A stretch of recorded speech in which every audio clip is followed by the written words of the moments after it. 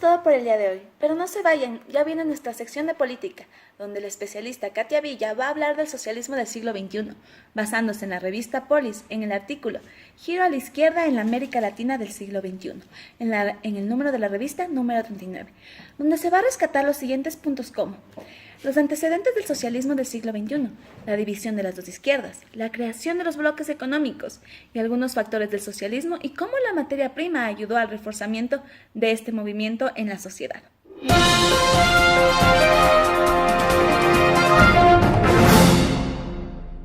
Buenos días, queridos televidentes, y bienvenidos a una nueva emisión de Política News. El día de hoy vamos a tratar de un tema que ha ido tomando relevancia a lo largo del tiempo, el cual es el socialismo del siglo XXI. Para ello nos vamos a centrar en su definición, antecedentes e implicaciones geopolíticas que este movimiento revolución ha tenido a lo largo del tiempo. Para ello contamos con la ayuda de la politóloga Katy Villa. Buenos días, licenciada, gracias por estar hoy con nosotros. Quisiera que nos explicara de dónde proviene esta idea del socialismo del siglo XXI. Bueno, para entender lo que es el socialismo del siglo XXI hay que remontarnos a los años 80 y 90, donde el auge del neoliberalismo, con sus ideas de la competencia y el juego perfecto, estaban en su gran esplendor. Desde Washington llegaron unos llamados reajustes estructurales que ¿qué buscaban? Poner los derechos privados sobre los derechos civiles. En segundo lugar, también estos querían que las empresas privadas se encargaran de los modos de producción, así como también buscaban la inserción al mercado mundial, pero sin condiciones.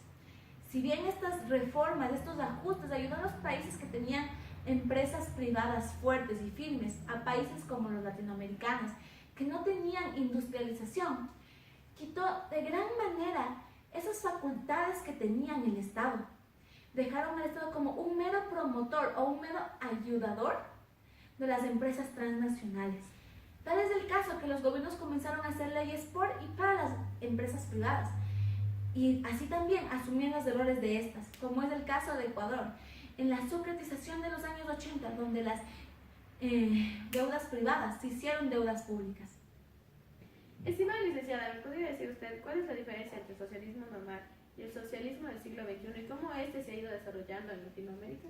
Bueno, el socialismo marxista, en primer lugar, quería derrocar esa idea de un Estado, donde ya no hubiera clases dominantes y todos estuviéramos iguales, mientras que el socialismo del siglo XXI ve al Estado como una herramienta para cambiar las cosas, así como también utiliza las democracias participativas que no contemplaba. Se desarrollaron muchas crisis a lo largo del periodo neoliberal en América Latina, entre esas podemos recordar el feriado bancario de Ecuador. Estas crisis que se desarrollaron alrededor del tiempo provocaron que en América Latina llegaran dos formas de socialismo. El socialismo del siglo XXI llegó de una manera radical y moderada. La manera radical podemos decir que fue una completa revolución, ya que cambió de manera completa cómo se llevaba el gobierno en países como Ecuador, Venezuela y Bolivia.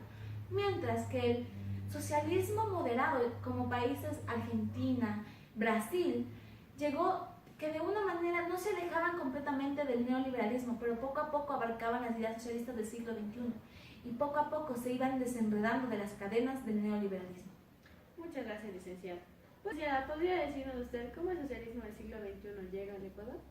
Bueno, el socialismo del siglo XXI, tal como lo señala Stassen, llega en un panorama donde hay una crisis política, una crisis social y una crisis económica, donde había tal desconfianza en los partidos políticos, ya que no se veló por sus ciudadanos, sino por las empresas extranjeras, que ya se desconfió completamente de la política.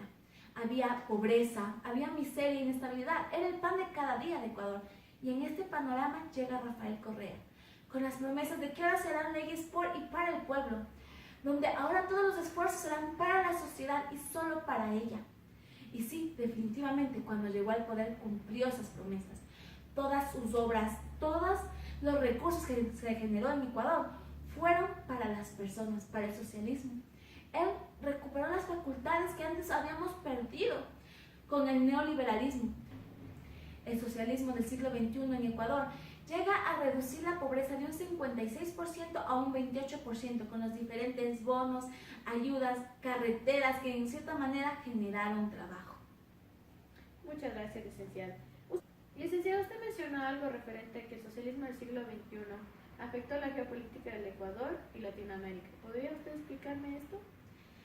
Claro, sabemos que los países como Perú, Colombia, Ecuador no tienen un peso en la comunidad internacional, Pero cuando todos los países que abrazaron el socialismo del siglo XXI se unieron y formaron bloques económicos como el ALBA, UNASUR, ya hicieron un contrapeso a las potencias occidentales como Estados Unidos y Europa.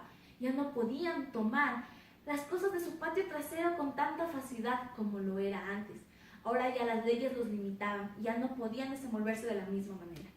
Si nosotros hablamos en el ámbito interno de qué pasó en Ecuador, sabemos que los precios del petróleo alcanzaron un nivel tan alto como nunca antes vistos. Nuestros recursos naturales nos ayudaron a poder pagar o a poder ayudar en el desarrollo social de nuestro país, ayudando con carreteras, trabajos, hogares. Muchas gracias, estimada licenciada, por su grata participación.